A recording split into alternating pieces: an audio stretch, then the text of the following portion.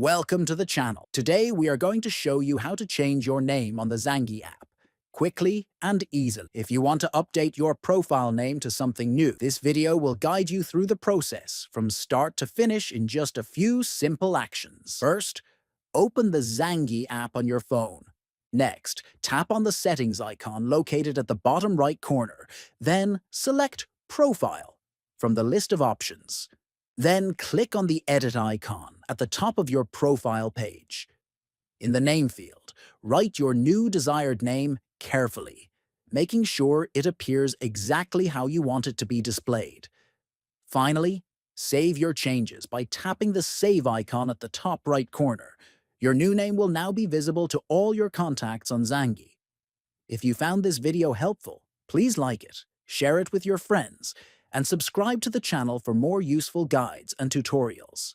Thank you for watching.